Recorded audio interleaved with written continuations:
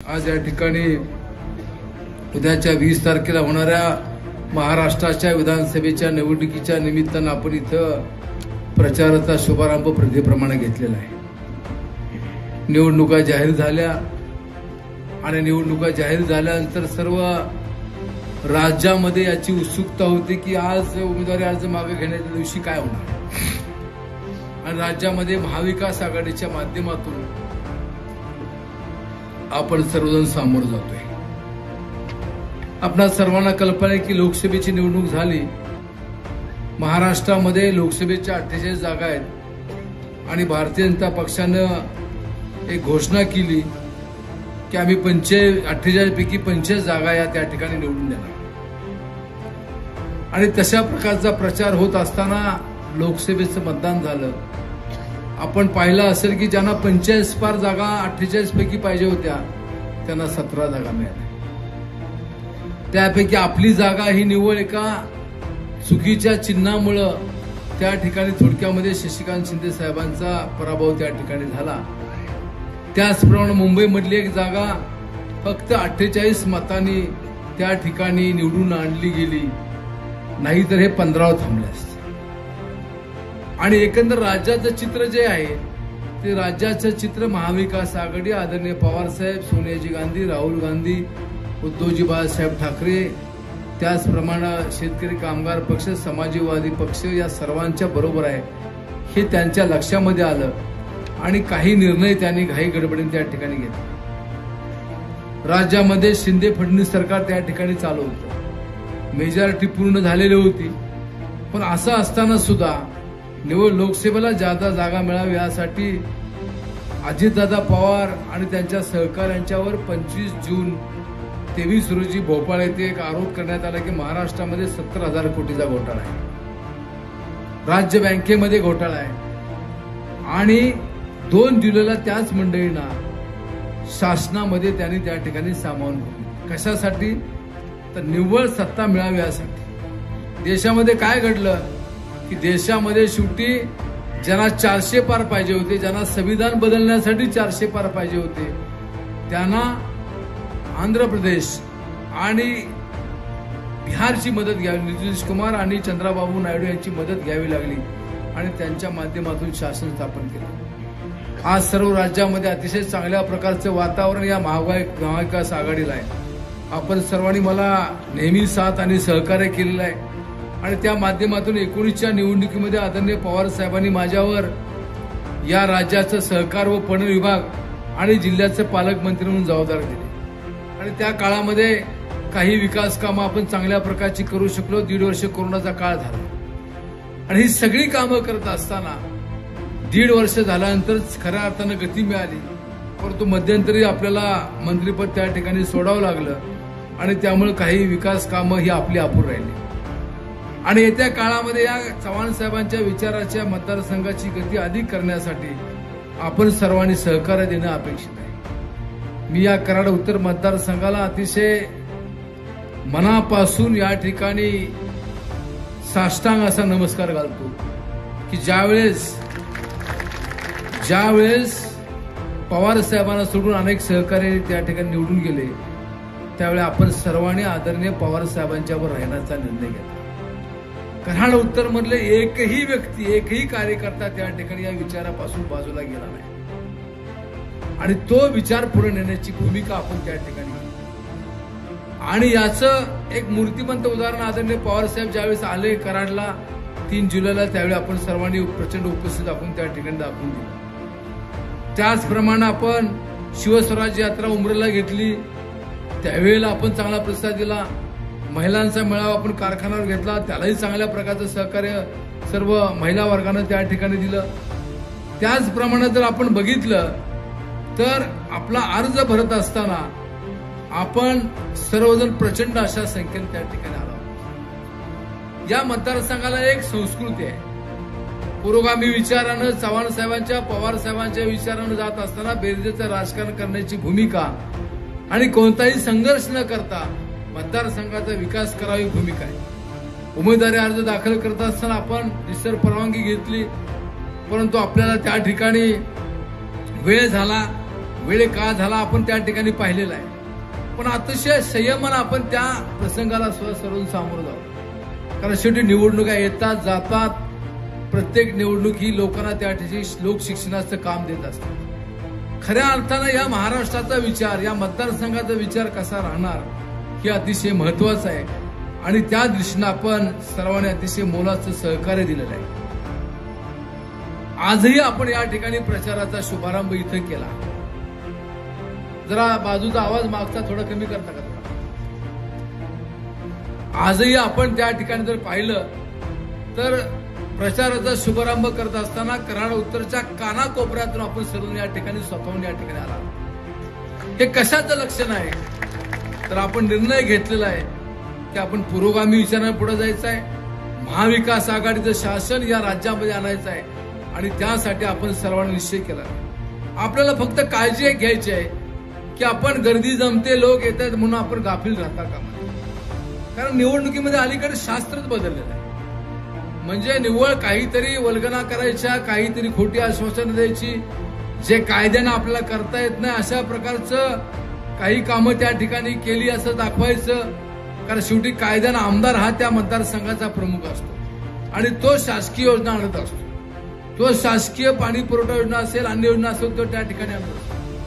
आणि मग या मतदारसंघामध्ये असलेली धनगरवाडी हनबरी योजना असेल किंवा या भागातला विशेषतः 50 मीटरच्या वरचा प्रश्न असेल, मी तुम्हाला प्रामाणिकपणे सांगतो की 50 मीटर पर्यंतच्या योजना मंजूर होत असताना मी स्वतः सह्याद्री कारखान्याच्या वतीनं 1.5 लाख रुपयाचं खर्च करून सांगलीमधल्या एका एजन्सीकडून त्या ठिकाणी सर्व्हे केला. त्यावेळी जलसंपदा मंत्री सुनील तटकरे साहेब होते, त्यांच्याबरोबर बैठक घेतली आणि वेखणवाडीच्या भागातून त्या ठिकाणी टनेल काढून पाणी सर्व या चोरे भागाला, या सर्व भागाला द्यायचं अशा प्रकारची योजना, याचं प्रेझेंटेशन त्या ठिकाणी केलं. पण निव्वळ मला सांगण्यात आलं की एबीपीच्या माध्यमातून पैसा आलाय, 50 मीटर प्रोजेक्ट टेंडर दिलेत, ते आता रद्द करता येणार नाहीत. हा आमच्यावर अन्याय झाला. ठीक आहे, आमचा आवाज त्यावेळी क्षीण होता, पण आमचा दृष्टिकोन हा होता की चव्हाण साहेबांच्या मतदारसंघाला पाणी मिळावं. मी त्या ठिकाणी हे करत असताना लोकांच्या मध्ये जाऊन त्याचा प्रोपोगंडा केला नाही. प्रत्यक्ष याचं रेकॉर्ड सुद्धा माझ्याकडे सर्व त्या ठिकाणी. आणि भविष्यामध्ये अशा प्रकारच्या योजना पूर्ण करण्यासाठी आपण सर्वांनी त्या ठिकाणी सहकार्य करावं अशा प्रकारची विनंती या निमित्ताने या ठिकाणी. आता या निवडणुकीमध्ये आपण पाहिलं तर ईव्हीएम मशीनवर आपल्याला मतदान करायचं. लोकसभेला आपलं चिन्ह थोडंसं पुसष्ट होतं, ते आता डार्क झालेलं आहे आणि त्या मशीनवर एकच मशीन आहे. अनेकांनी त्या ठिकाणी उमेदवारी मागे घेऊन सहकार्य करण्याची भूमिका ही त्या ठिकाणी घेतली. बरेच मंडळी मला भेटून गेली.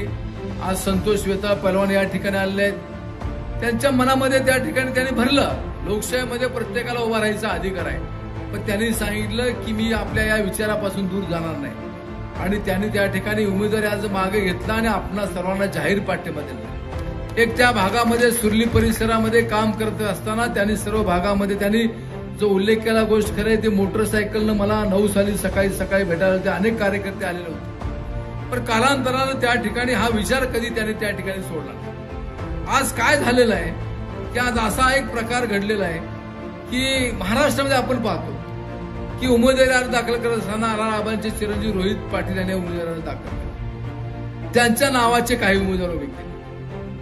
तोच प्रयोग आपल्याही मतदारसंघामध्ये झाला. एक सांगली जिल्ह्यामधला आणि एक जण त्या ठिकाणी कोल्हापूर जिल्ह्यामधला आहे की त्यांनी त्या ठिकाणी उमेदवारी दाखल केली. आमचे काही कार्यकर्ते, काही नातेवाईक त्या ठिकाणी त्या गावामध्ये गेले तर ते गावामध्ये नव्हते, त्यांची दिवाळी बाहेरच कुठं झाली, सातारा जिल्ह्यामध्ये कुठं तर त्या ठिकाणी दिवाळी झाली. कशासाठी अशा गोष्टी करायच्या?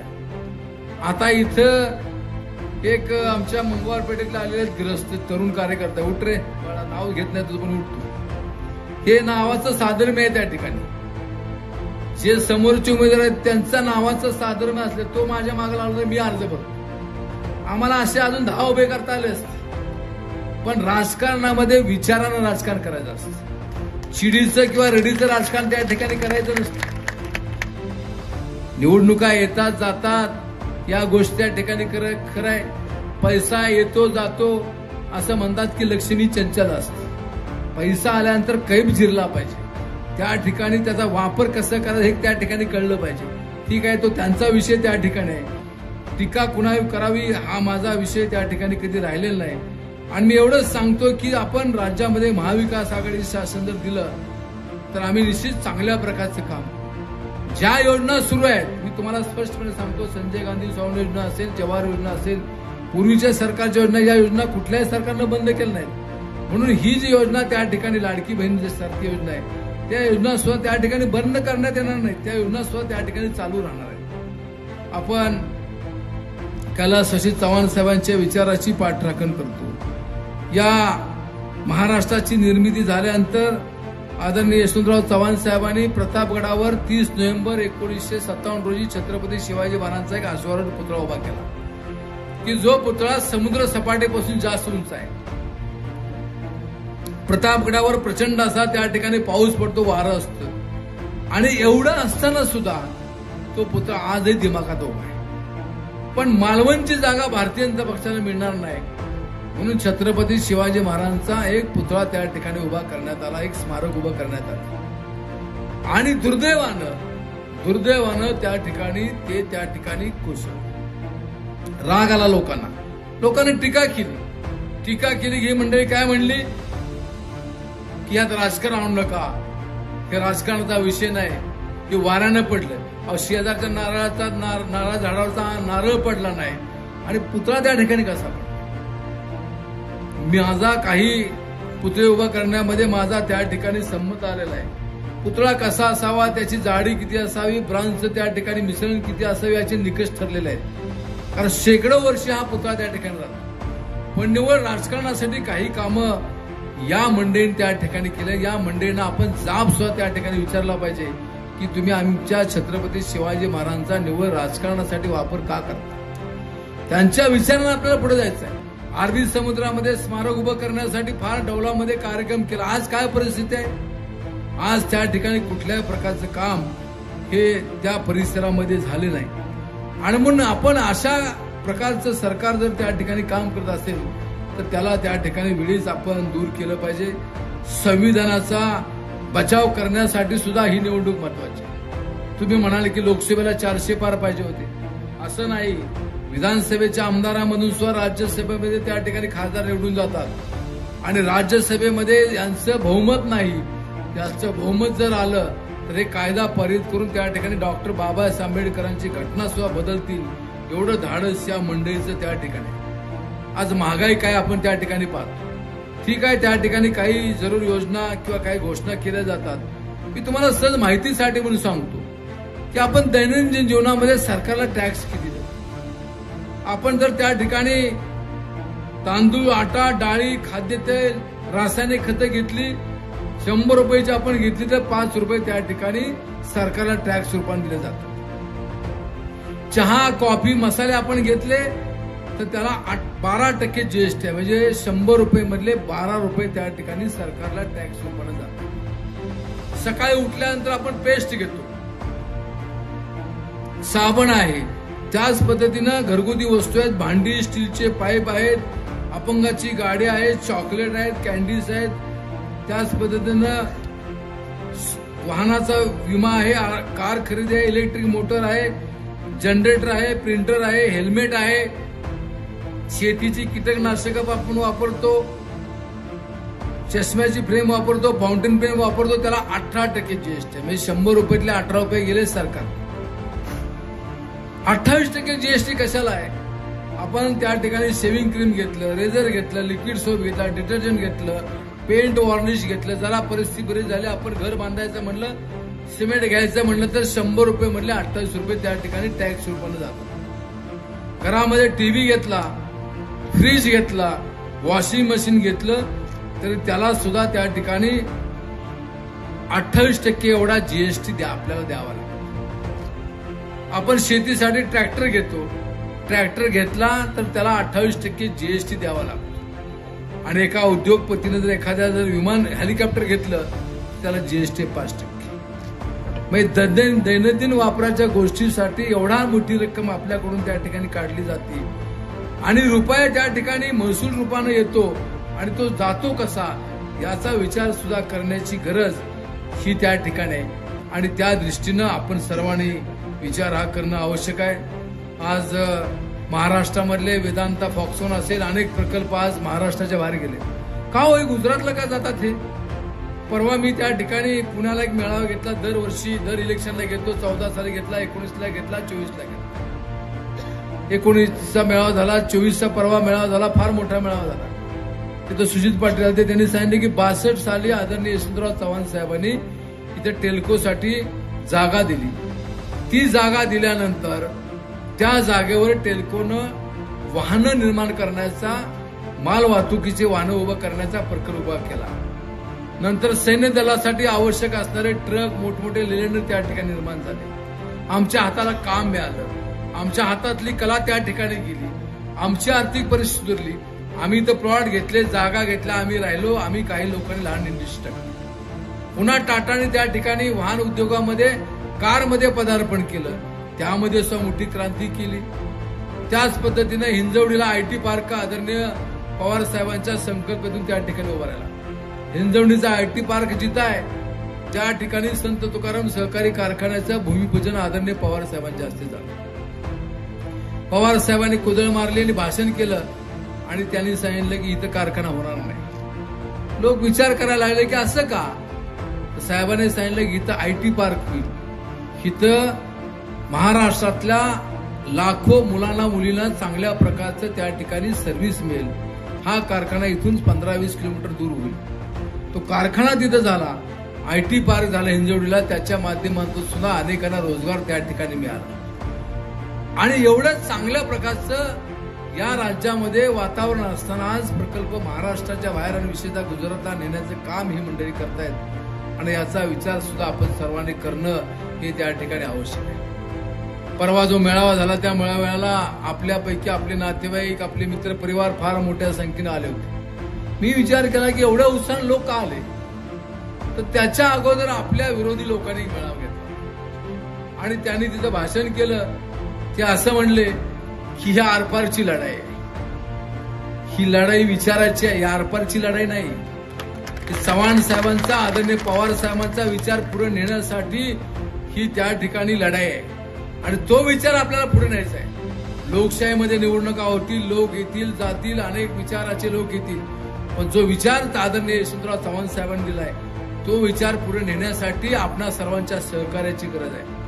आज मतदारसंघामध्ये वातावरण चांगलं आहे, आपण सर्व बघताय, पण आपण गाफील राहता कामा नये. मला तुम्ही सांगा की इथून गेल्यानंतर आपल्या घरापासून सुरुवात करा.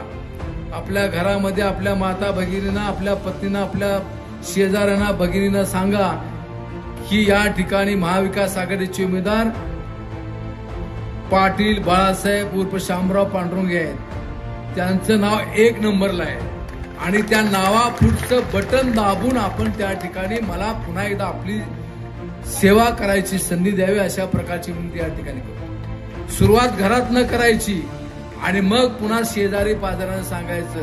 आणि मी कार्यकर्त्यांना स्पष्टपणे सांगतो की आता घरोघरी फिरून आपण प्रचार त्या ठिकाणी केला पाहिजे. विरोधक येतील, काही अफवा त्या ठिकाणी सोडतील, काही भडक भाषणं करतील. आपला संयम ढवून द्यायचा नाही. आपला संयम त्या ठिकाणी ढवून द्यायचा नाही. तुम्हाला जर राग आला प्रचंड तर तो राग मी व्यक्त करतो, त्याला मी समर्थ आहे. तुम्ही फक्त सहन करा. मी सहन करत आलोय, तुम्ही सहन करा. पण आपलं संतुलन बिघडण्याचं काम ही मंडळी करतील आणि त्यासाठी आपण सर्वांनी काळजी घ्यावी. आज राज्यामध्ये अतिशय चांगल्या प्रकारचं वातावरण त्या ठिकाणी आहे. मला जी मंत्रिपदाची संधी मिळाली त्याच्या माध्यमातून सुद्धा कोरोनाच्या काळामध्ये कापूस खरेदी असेल किंवा भाजीपाला पणनचा विषय असेल, अनेक विषयाला मार्ग देण्याचं काम मी त्या ठिकाणी केलं. भूविकास बँकेचे त्या ठिकाणी थकीत जे पगार होते ते देण्याचं काम केलं. महात्मा ज्योतिबा फुलेची कर्जमाफी योजना ही उद्धव ठाकरे साहेबांनी जाहीर केली. मी सहकार मंत्री म्हणून त्याची अंमलबजावणी केली. 50,000 रुपयाचं अनुदान देण्यासाठी सुद्धा तरतूद केली. दुर्दैवाने सरकार गेलं. ही रक्कम त्यांनी त्या ठिकाणी इतर गोष्टीकडे वळवली. त्यामुळे बरेच जण आपण त्याच्यापासून अलिप्त राहिले. पण मुख्यमंत्री महोदय येतात आणि ते सांगतात की आम्ही कर्जमाफी केली, जोरात बोलतात. पण आपण विचार करा की मला कर्जमाफी मिळाली का, माझ्या शेजाऱ्याला मिळाली का, माझ्या गावात मिळाली पाहिजे का? याचा सुद्धा विचार आपण सर्वांनी करणं हे गरजेचं आहे. मंत्रिपदाच्या काळामध्ये, कोरोना काळामध्ये सुद्धा काम करत असताना आपल्या सर्वांचं सहकार्य त्या ठिकाणी लाभलं. आपण चांगलं सहकार्य त्या ठिकाणी दिलं. मी पालकमंत्री असल्यामुळं त्या ठिकाणी फिरत असताना पुढे एक पोलीस गाडी असायची, मागे एक पोलीस गाडी असायची. मी मात्र निवांत असायचो. अनेक जण म्हणले की तुम्ही एवढे कसे निवांत, तुमचा आवाज येत नाही, तुम्ही आलेलं गेलेलं कळत नाही. तर मी त्यांना सांगितलं, पुढची गाडी मागची गाडी ही शाश्वत नाही, शाश्वत फक्त बाळासाहेब पाटील आहे. आणि त्या बाळासाहेब पाटलांना, शाश्वत असणाऱ्या बाळासाहेब पाटलांना पुन्हा एकदा आमदार करण्याची जबाबदारी तुमची आहे. आमदार बाळासाहेब पाटलांचा आपण सर्वांनी या निवडणुकीला सहकार्य करावं, अशा प्रकारची सुद्धा विनंती या निमित्ताने या ठिकाणी करतो. अनेकांनी माघार घेऊन मला सहकार्य करण्याची भूमिका दिली. या सर्वांना अतिशय नम्रपणे त्यांना अभिवादन करतो. या सर्वांना इथून पुढच्या प्रक्रियेमध्ये त्या ठिकाणी घेतलं जाईल. अनेकांनी चांगल्या प्रकारचे निर्णय घेतले, याबद्दल सुद्धा सर्वांना धन्यवाद देतो. आपण या ठिकाणी मला पाठिंबा देण्यासाठी मोठ्या संख्येने उपस्थित राहिले, याबद्दल सुद्धा सर्वांना धन्यवाद देतो आणि 2 शब्द संपवतो. जय हिंद, जय महाराष्ट्र. KMS न्यूज, स्पंदन मरांचे नाते आपुलकीचे.